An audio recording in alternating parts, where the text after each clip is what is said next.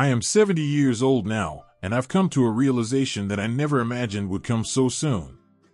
When you're in your 20s, full of plans and energy, you never think about the day when your body starts to feel different every morning, and the memories of decades of life accumulate.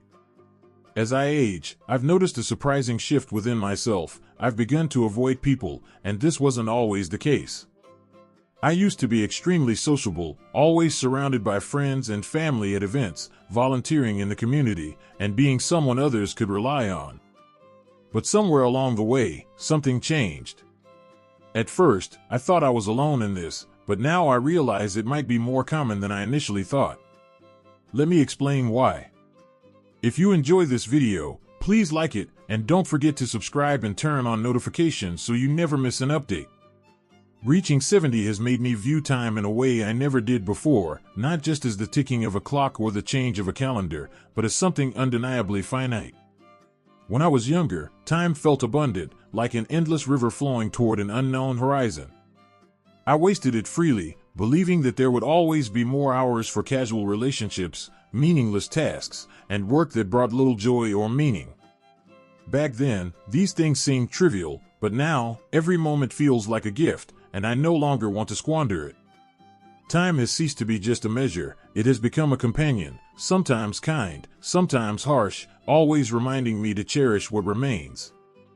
In the quiet mornings when I sip my coffee and watch the sunrise, feeling the warmth of the cup in my hands, during my long walks in the afternoon, listening to the dry leaves crunching underfoot, grateful for the strength still in my legs, and in the evenings, sitting in my favorite chair, reflecting on the memories of a well-lived life, I've learned the value of simplicity.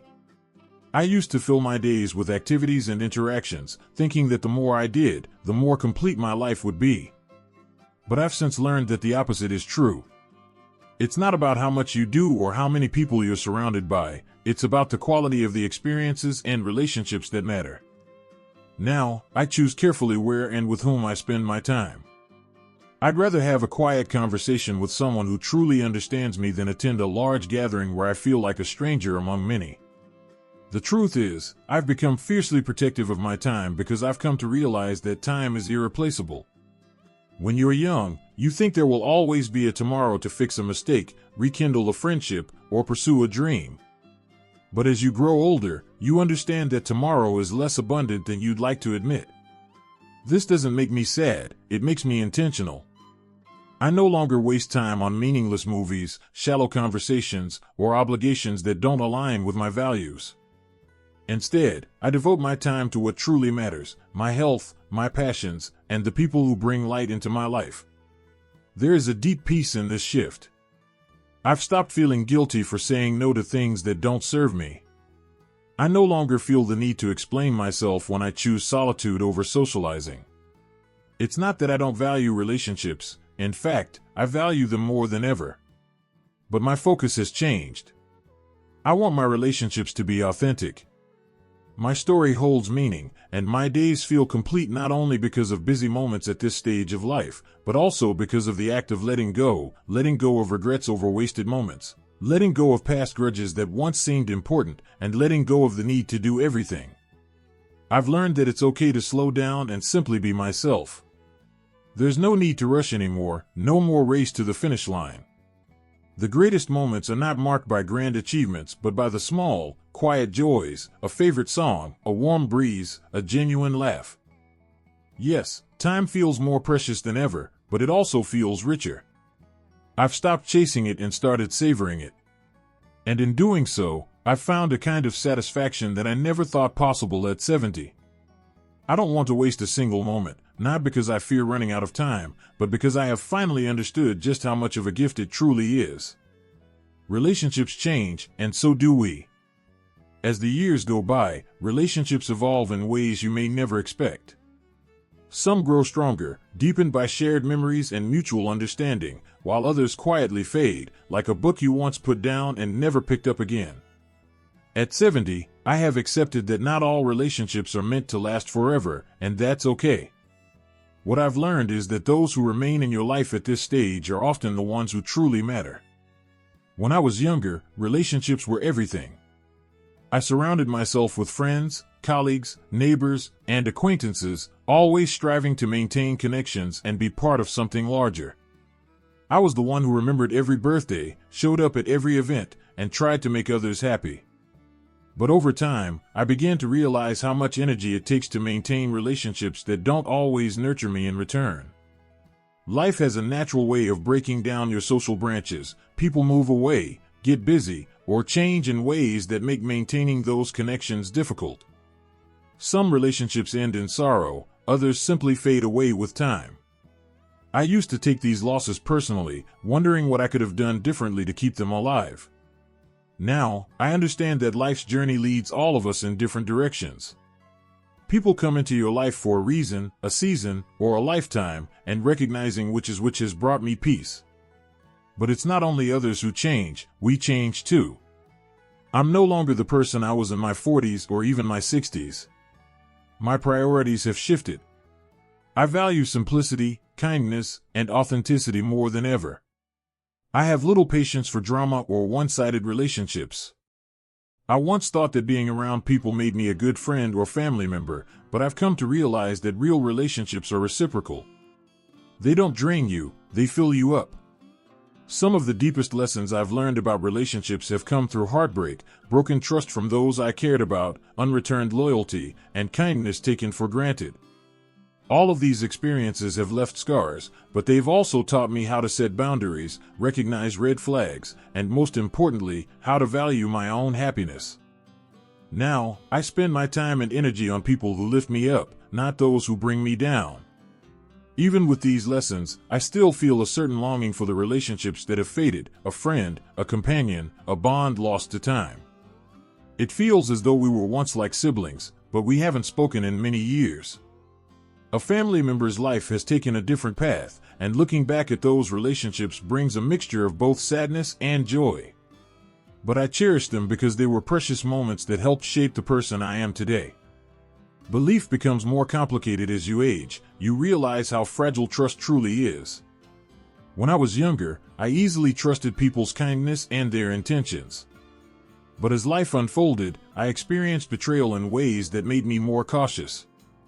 Trust, once broken, is difficult to rebuild. At 70, I find myself much more selective about who I allow into my inner circle. It's not that I'm bitter or angry, I'm not, but experience has taught me to be careful. Over the years, I've been let down by people I never expected to hurt me. A friend who turned out to care more about what I could do for them than who I truly was. A business partner whose priorities shifted away from our shared vision. Even family members, for reasons I may never fully understand, distanced themselves in ways that left me questioning what went wrong. These experiences forced me to either shut myself off completely or approach new relationships with a combination of openness and caution. I chose the latter, but that caution came at a cost. When someone new enters my life, my first instinct is not excitement or curiosity, it's doubt. I find myself asking, what do they want? What are their motives? It's not the mindset I want, but it comes from necessity. However, I've also learned that trust isn't just about others, it's about trusting yourself. Trusting your instincts when something doesn't feel right. Trusting your ability to distance yourself from toxic people, no matter how long they've been in your life. And trusting that it's okay to protect your heart, even if that means keeping some distance. Trust is complicated. Over the years, I've met people who've restored my faith in humanity, even if just a little. A kind stranger who helped me when I dropped something in a store. A neighbor who checked on me during bad weather. These moments remind me that, while trust may be harder to give now, it's not impossible. At this stage of life, I've come to accept that trust will always be a delicate balance. It's not about building walls so high that no one can get through, but creating gates strong enough to keep out danger, yet wide enough to welcome love, kindness, and connection when it feels right. Ultimately, relationships and trust have become simpler amidst their complexities. I cherish the few people I wholeheartedly trust and maintain firm boundaries with those who don't deserve a place in my life. While I may never trust as easily as I once did, I now appreciate the relationships I do have more deeply. At 70, that is a gift to be treasured. The world feels different now. At 70, the world seems like a completely different place than the one I grew up in. It's not just the speed of life that has changed, it's the very fabric of how we interact with one another. Sometimes, I look around and wonder where the warmth and simplicity of human connection have gone. When I was growing up, neighbors felt like an extended family. We knew each other's names, dropped by unannounced for coffee, and offered help before anyone had to ask. That sense of community feels distant now. Frequent gatherings were never about obligation, but about love and true joy. There was an ease in those relationships, a sense of familiarity that didn't require constant effort to maintain. But now, it seems everyone is too busy chasing something, recognition, success, or simply keeping up with the demands of modern life. People no longer visit each other as they once did. Conversations have become rushed, as if we are racing against an invisible clock. Even within families, connections sometimes feel more fragile, stretched thin by both physical and emotional distances. Technology, with all its conveniences, has played a role in this shift. Don't get me wrong, I'm deeply grateful for the ability to video call my grandchildren or stay in touch with old friends through social media, but at the same time, I can't help but feel that these screens have created a barrier between us. There is something irreplaceable about sitting face to face with someone, hearing the nuances in their voice, and feeling the warmth of their presence. The constant hum of notifications, news updates, and endless noise can overwhelm you, as though the world is becoming louder, but also lonelier. There are times when I just want to disconnect from it all, turn off my phone, and retreat into the quiet of my own thoughts. Then, there's the matter of values. The world I see today often feels unrecognizable, with priorities that seem so far removed from the values I was taught to cherish: honesty, kindness, and community. It's not that these values have disappeared entirely, but they're harder to find amidst the noise of self-promotion and endless competition. I often long for the simplicity of the past, not because I resist change, but because I miss the depth of genuine human connection that existed back then. Relationships felt more authentic, fewer transactions, less constant distraction, and an unspoken understanding that the time spent with each other was truly precious. But I also realized that sometimes nostalgia can paint the past in softer colors than it deserves. Life was never perfect, and every era has its own challenges. As the world moves forward, I find myself retreating, not out of bitterness, but out of a desire to preserve what still feels real and meaningful to me. Loneliness is not the same as solitude. In my younger years, I viewed being alone as synonymous with loneliness. The idea of spending an evening by myself seemed unbearable, as if loneliness was something to be avoided at all costs. But now, I understand that solitude is not to be feared, it's something to be cherished. There's a profound difference between being alone and being lonely. Loneliness is the emptiness of yearning for connection that feels out of reach. Solitude, on the other hand, is the fullness of quietly being with oneself. At 70, I find that some of the happiest moments of my life come from simply letting the world fade into the background while I focus on the present.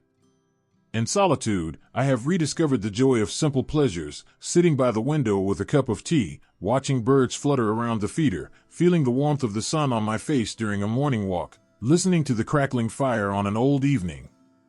These moments, though small, fill me with a sense of peace that no crowded room or busy event ever could. Solitude has also given me space to reflect, at this stage of life, on what truly matters. Memories have become both a comfort and a teacher. I find myself revisiting moments from the past, not out of regret, but out of gratitude for the experiences that have shaped me. In the stillness of my own thoughts, I've made peace with things I once struggled to understand. This doesn't mean I've completely disconnected from the world. I still love seeing the bright faces of my grandchildren when they visit, reconnecting with old friends, or engaging in activities that bring meaning to my life. But now, those connections are more meaningful because they are choices, not obligations. I no longer feel the need to say yes to every invitation or maintain relationships that drain me. Solitude has also helped me appreciate the relationships I do have. When I spend time with others, I am fully present, enjoying the moments we share, without rushing, without distraction, just the joy of being together, even if for a brief moment. I believe solitude teaches you how to love yourself in a way that no external validation ever can. It shows you that your worth is not tied to how many people surround you or how busy your social calendar is. In the quiet moments, you realize that you are enough, just as you are. At 70, I have learned that solitude is not a sign of loneliness, but a sign of strength. It is the choice to step away from the noise to protect your peace and focus on what truly matters. In that choice, I have found a deeper and more enduring happiness than I ever imagined. 6 reasons why I avoid people now. At this stage of my life, avoiding people isn't out of bitterness or resentment, but out of the need for peace. After 7 decades of learning, and sometimes being hurt, I've come to understand that not every relationship can last, and not every relationship is worth the energy it takes to maintain. It's a lesson that was both liberating and bittersweet, but one I have embraced, not out of sadness, but because it was necessary. For most of my life, I was the type of person who always put others first. I gave my time, energy, and heart freely, often without expecting much in return. I wanted to be liked, to help others, to be the person that people could rely on. For a long time, this made me feel fulfilled. I thrived when I was needed, when I showed up for others, when I became the steady hand that people could trust. But life has a way of teaching you where your boundaries should be, even if it takes decades to learn that lesson. I've been let down by people I trusted, hurt by those I loved, and drained by relationships that demanded more than they gave. There were times when I ignored red flags because I desperately wanted to see the good in someone.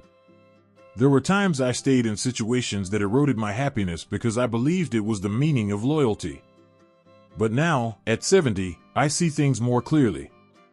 Avoiding people doesn't mean I've given up on humanity, it means I've learned to protect my own happiness. I no longer feel obligated to maintain toxic relationships or engage in situations that leave me feeling empty. I've traded the noise of social obligations for the quiet solitude that has meaning, and I've never felt more at peace. I avoid people who bring drama into their lives and mine. I avoid those who turn everything into their personal issues, those who never contribute to the relationship but always take. I've learned to surround myself with those who uplift me, not drain me, and in doing so, I've found a deep sense of peace and contentment that I never expected to experience at this stage of my life. I avoid those who take my kindness for granted, assuming it's infinite, and most importantly, I avoid situations that make me feel less than my true self. This doesn't mean I've completely closed myself off.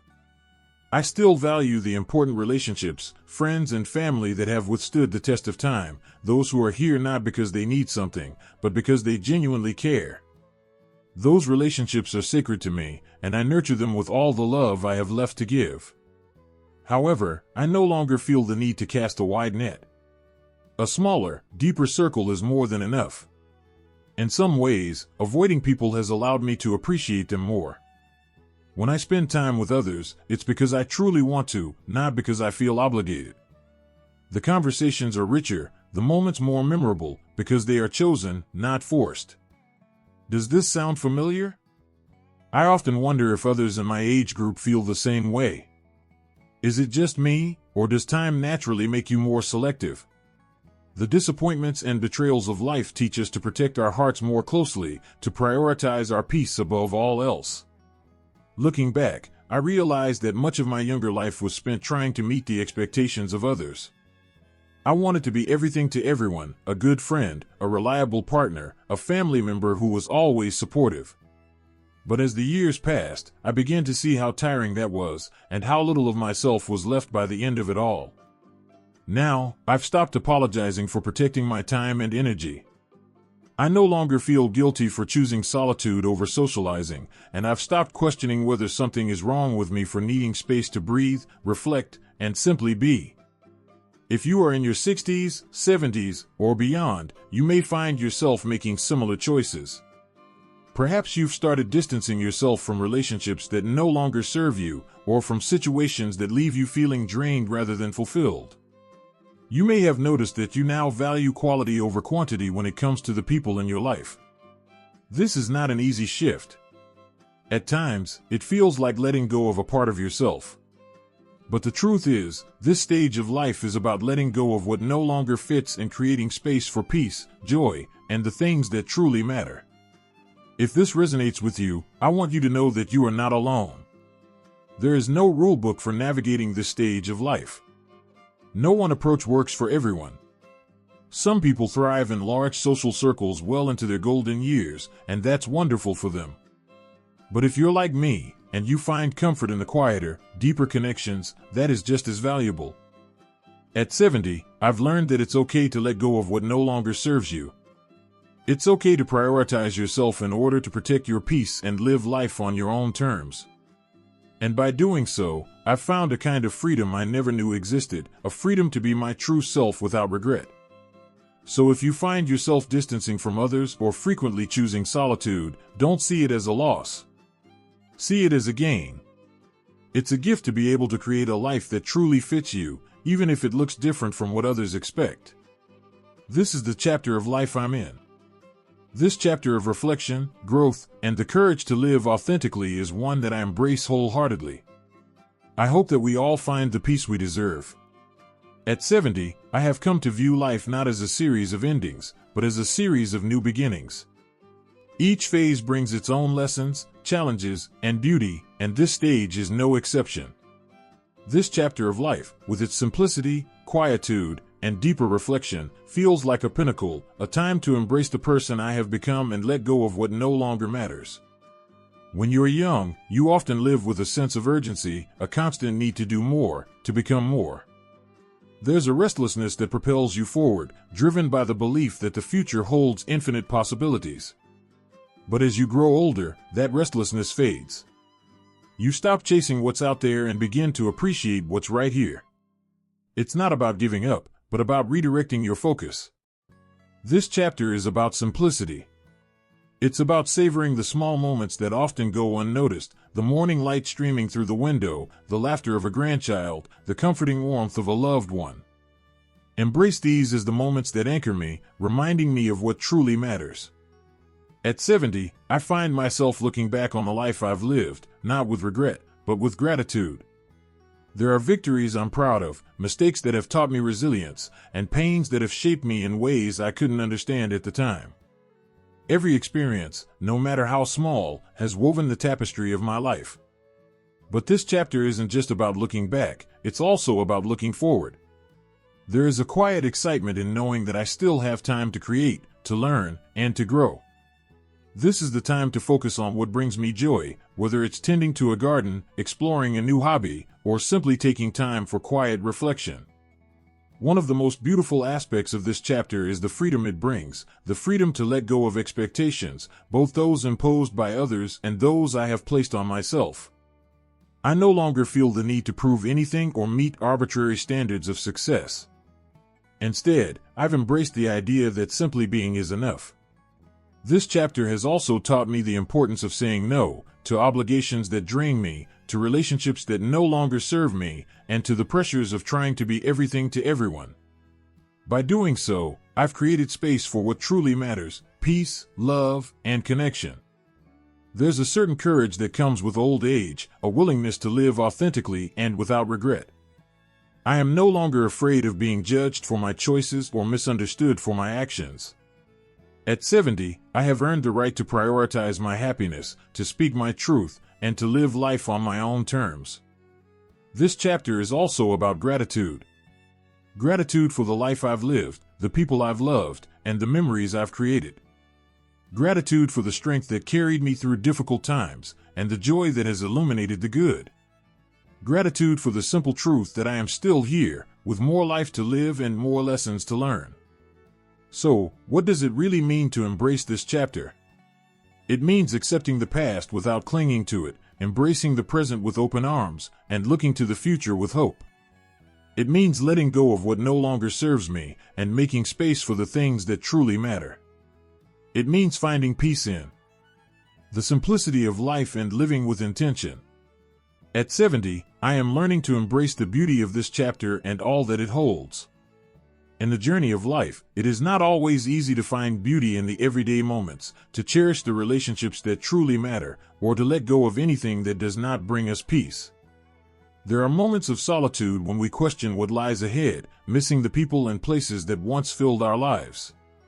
Yet, even in these moments, there is a quiet strength that reminds me I have made it this far, and I have everything I need within myself to keep going.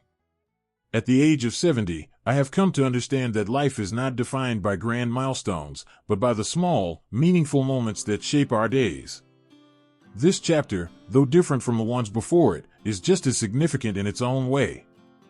It offers the most authentic, honest, and peaceful feeling in my journey.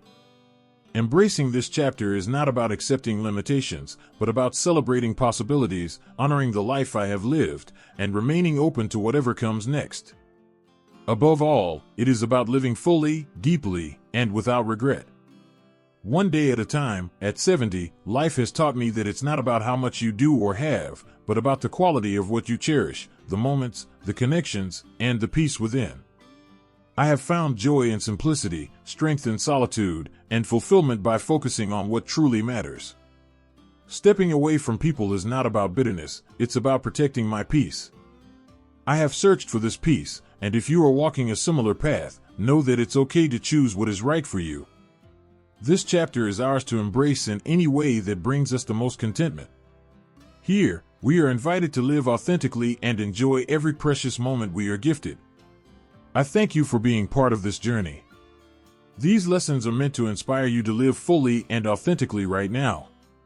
I would love to hear from you. Take a moment to reflect and share something you have learned and plan to apply in your own life. Let's support each other on this journey to embrace these truths. If you found this video helpful, please leave a comment. If not, feel free to comment with 80. Your feedback matters greatly to us. Don't forget to like, share, and subscribe to our channel for more content like this. Thank you for watching, and this is how to live your life in your own way.